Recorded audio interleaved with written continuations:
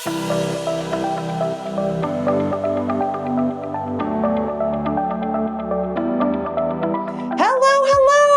am Jessica Butts. Welcome to the Front Seat Life podcast, where I help you learn to be unapologetically who you are and live your life from the front seat through personal development, self-awareness, and real and raw conversations about life, love, and business. I'm a former psychotherapist and couples counselor turned author, speaker, coach, and lovingly, well, I hope so anyway, been nicknamed Jessica Kick Butts because I believe sometimes we need hand holding and sometimes we just need to be told the freaking truth, even if it hurts a little. So each week I'll be sharing truth bombs, life lessons, powerful interviews, and intuitive insights to empower you to get up, show up, and live your life in a new, powerful, authentic way. So if you're ready to climb into your front seat and embark on a journey of total transformation, you have come to the right place. Start your engines. Let's do this.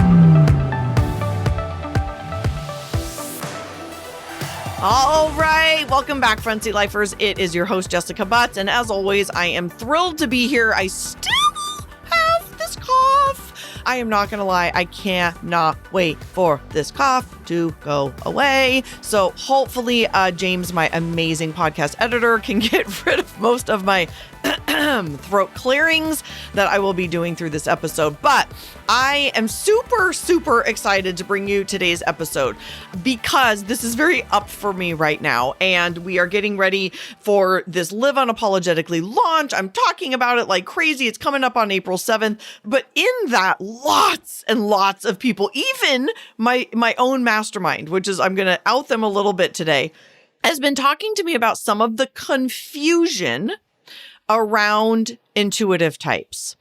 So it's really led me to want to do some clarifying on this podcast episode today around NPs, intuitive perceivers, and NJs, which are intuitive judgers. So again, I am the creator of Front Seat Life, which is a new, I call it a revolutionary new approach to Myers-Briggs, which it is. And this is part of that, which you will never hear anywhere else because I created it. So lots of times people say, oh, I went looking for these archetypes and I didn't find them anywhere else. And I'm like, that's because I created them.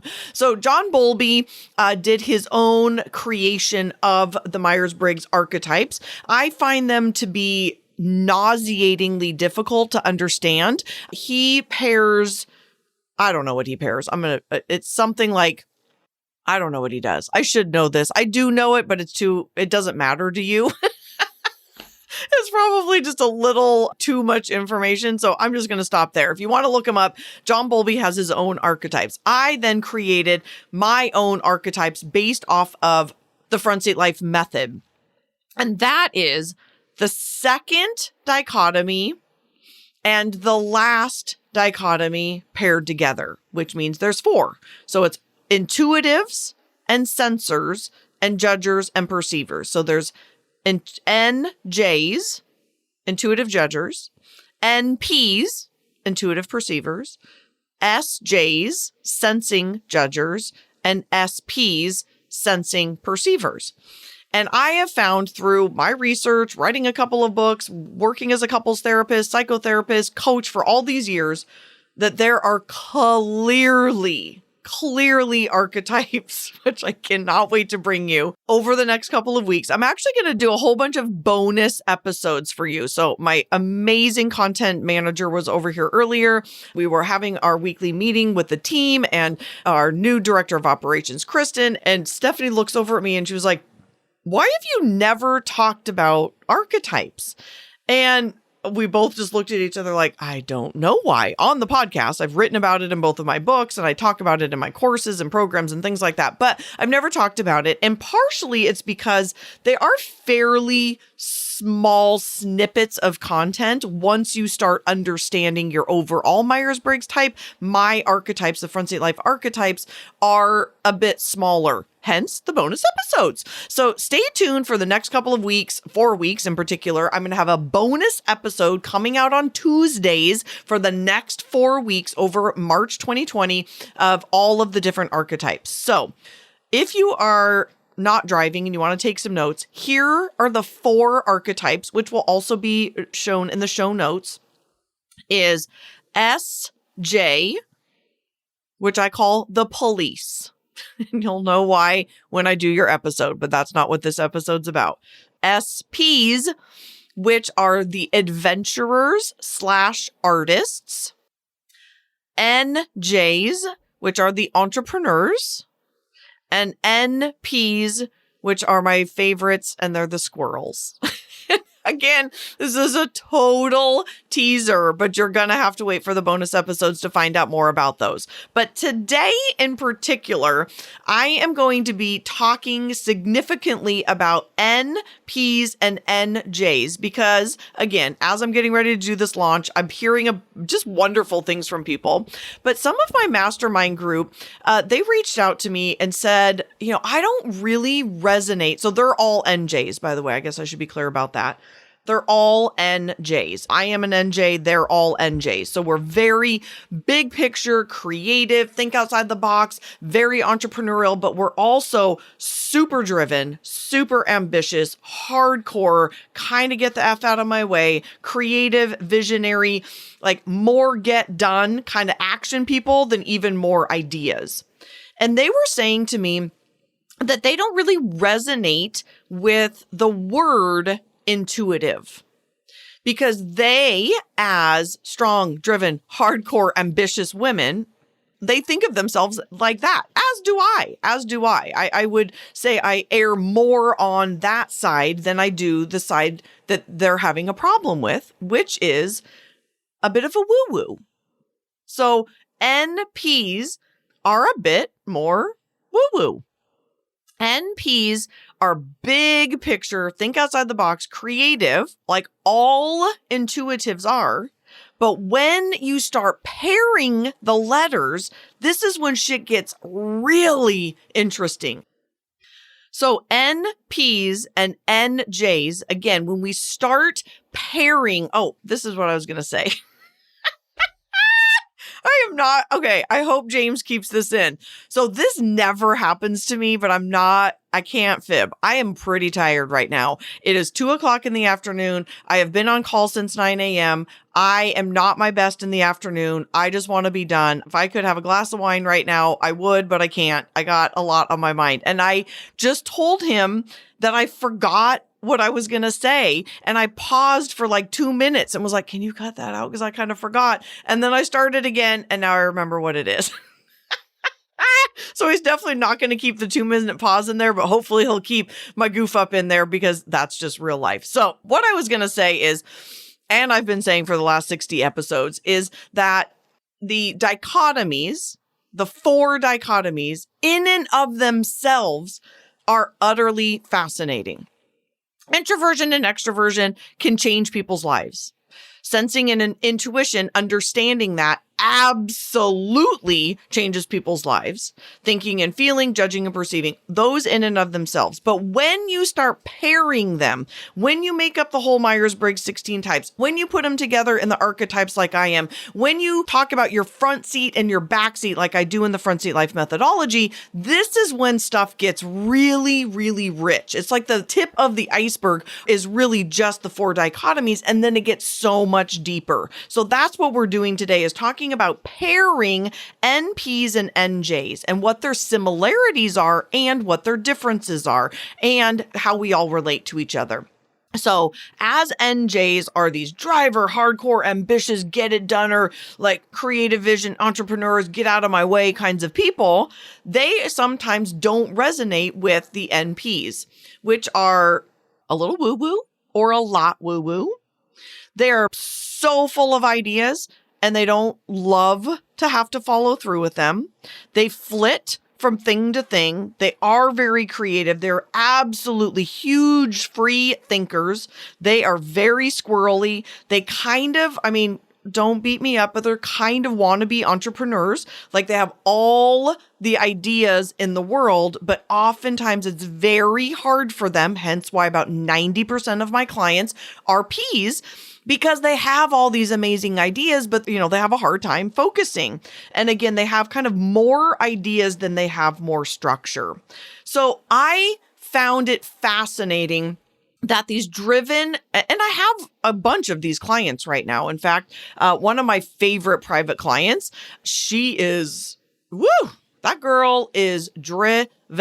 She is just hardcore. She's an INFJ, and she comes to our calls. She is ready to go. Let's get down to business, Jessica. Like, let's go. And sometimes, I will pause and ask her how she's feeling about something. And basically she's just like, let's get going, move on, even though she's a feeler, because she's very J. And so when I think about these two different archetypes around the squirrel and the NJ, I can see how these two people may not understand each other. So some of my favorite people in my life are NPs, and we have very, very different energy. So they are spontaneous, go with the flow, don't worry about it, we'll figure it out.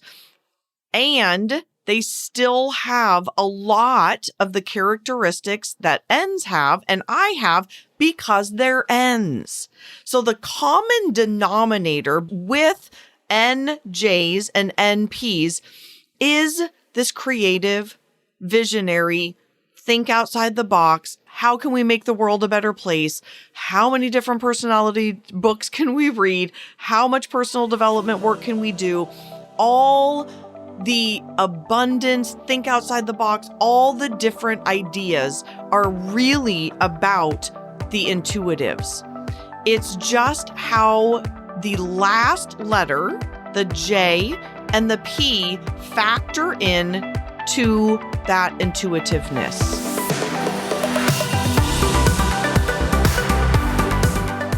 Hey, front seat lifers. Do you have a question about this podcast?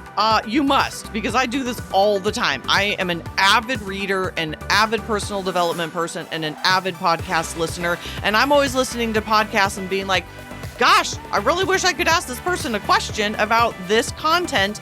And I have the answer for you about that. So if you are listening, if you're loving the content, which I certainly hope you are, the way that you can get involved further and ask me an actual question, and I will respond directly to your question, is in the Front Seat Squad. It's at jessicabutts.com/squad.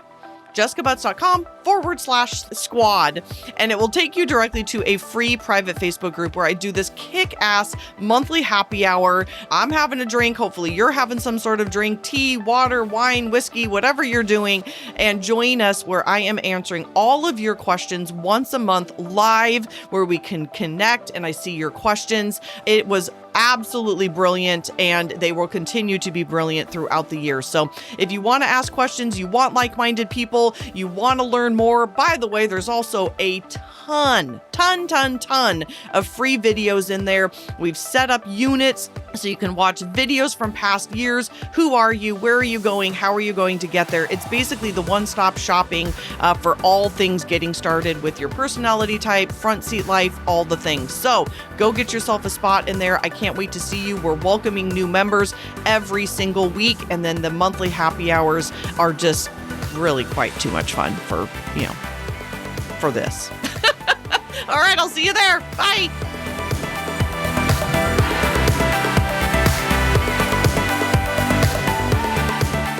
So here's the deal. I don't want J's to think that they are not this person, the intuitives, because they are driven and ambitious. There is a specialness, a uniqueness that 25% of the population has, and that is this intuitiveness. So if you're a sensor, this might not be the most interesting episode for you, but as I keep hearing this from my clients, I thought I have to do a special episode around this so that you guys really can see the similarities, yet the differences that one letter and our personality can make.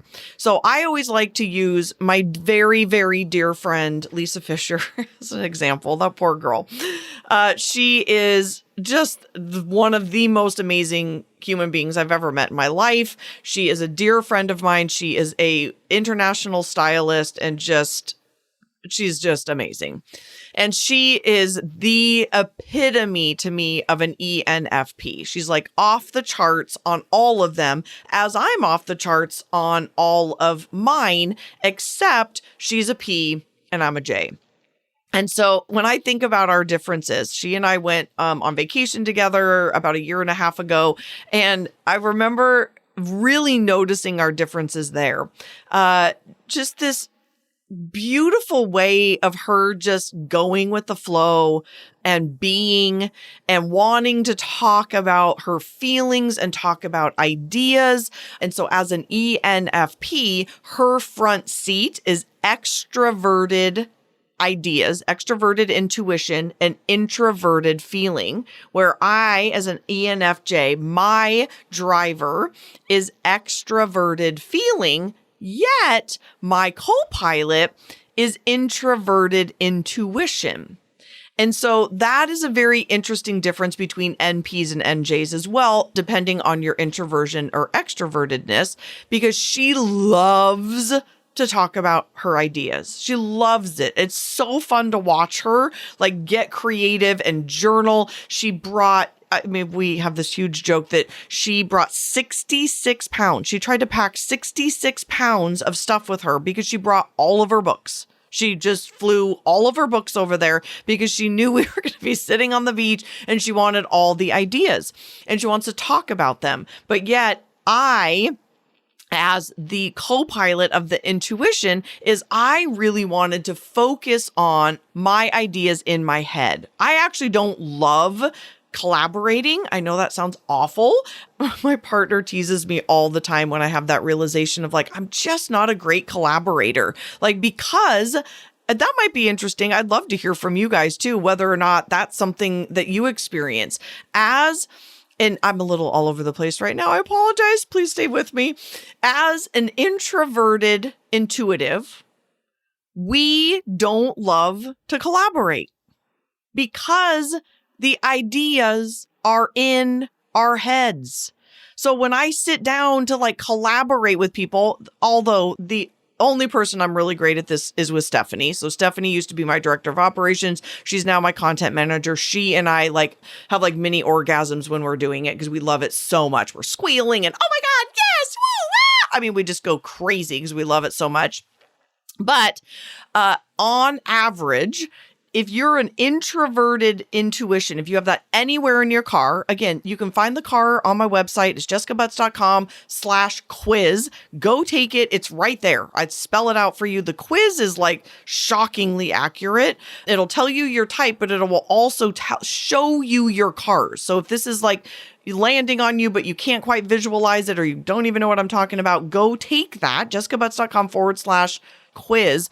You can see your car there, or if any of you have any of my books, Live Your Life from the Front Seat or Front Seat Life. But again, you don't even have to spend, I would love it if you did, $18 on a book. But if you don't even want to do that, there's a free quiz. Because understanding that you might be like I am and have a collaboration problem and not feeling guilty or bad about it, but knowing that my best collaboration is between God and the universe and myself. I am notorious for getting up at 5 a.m. and spending 3 hours, if I have time. I don't always have time to do that, but 5 to 8 a.m. just brainstorming. It just comes to me. Sometimes I meditate, sometimes I exercise, but sometimes I get the epic downloads of what I need to be sharing, those kinds of things. That does not come from collaborating with other people, where my dear friend Lisa, as an extroverted intuitive, it does for her. And so these are just a couple of examples of why people may think that they are a different type than they are when they are the same type. It just matters sometimes of the introversion and extroversion, how that shows up in your car. Is it your driver? Is it your co-pilot? And then the last letters, the J and the P, again, the front seat life archetypes, that stuff is mind-blowingly different. Because again, if you were to see Lisa and I, again, a great example of an ENFP and an ENFJ, we have very similar energy, but if it got down to when we're on vacation in Maui and I'm like, okay, like it's noon, what do you want to do next?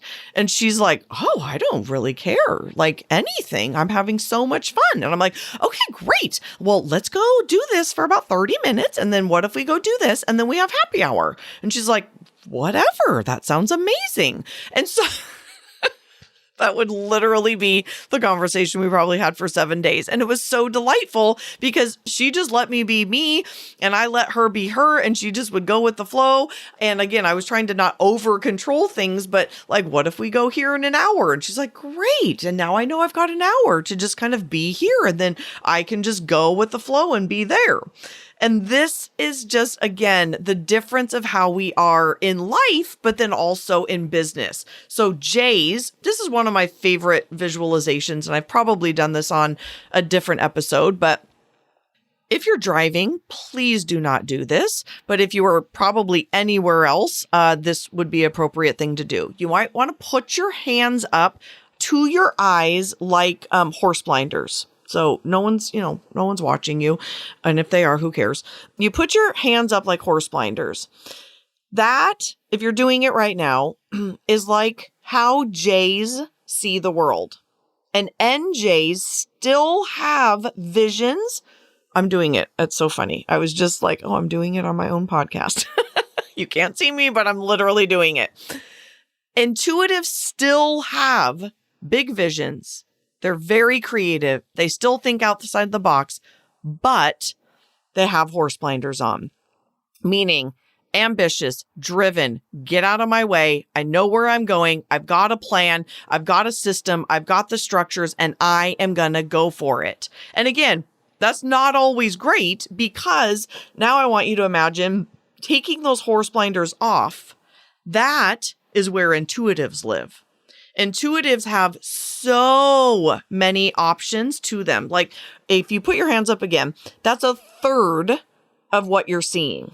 So, this isn't dissing on J's or P's. It's just a fact. This is what type is all about. It is just a fact that J's are literally only seeing a third of the options a lot. And if you're not doing this yet, I encourage you to do it because it really, truly is pretty eye-opening when you do it like this. You put your hands up, you are missing 2/3 of the options.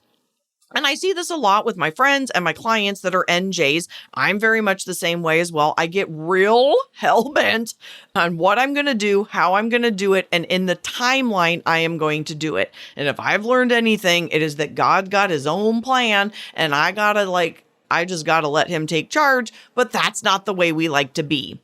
So NPs, you take the horse blinders off and they have 2/3 more options. And this is why they're so squirrely, because they want to go over here and do this thing. They want to go over here and do this thing and squirrel and squirrel and squirrel and squirrel. They want all the possibilities. And we have in common big picture, visionary, creative, think outside the box, free thinkers. We need variety in everything we do.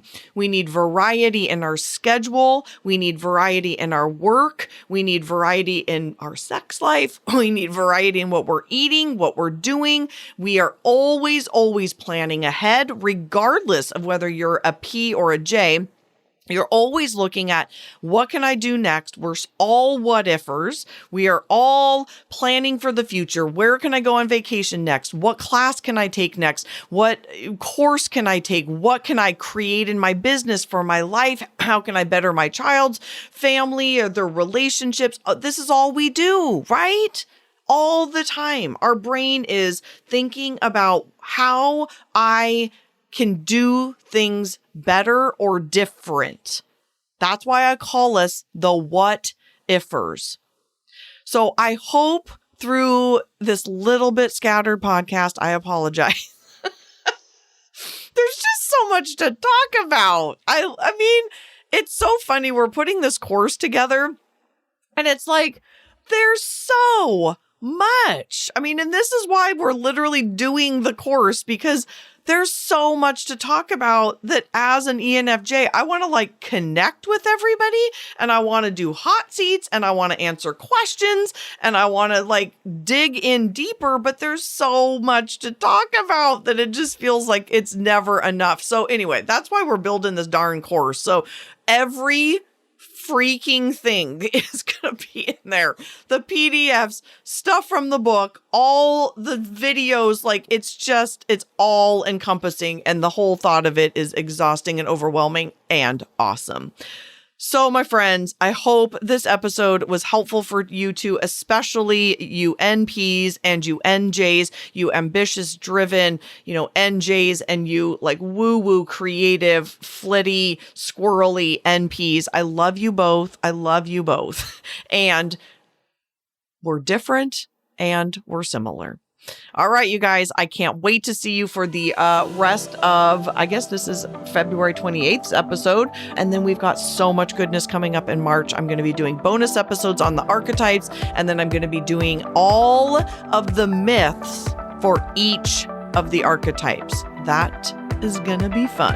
All right, guys, until next week, have a good one.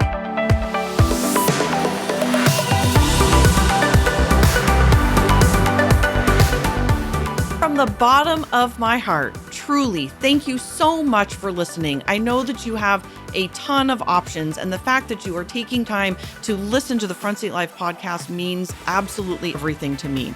If you're interested in learning more about the Front Seat Life way of life in the community, there's a couple ways that you can do that. First is always starting with your personality assessment tool. It's available on my website at jessicabutts.com. It's totally free, and it will help you figure out your personality type so you'll have some idea of what we're talking about. Next is, if you're interested in hiring me for a keynote or some coaching or strategy days or the fabulous and amazing Front Seat Life community, you can find out all about all of that at jessicabutts.com. Thank you so much for listening, and I'll see you next time.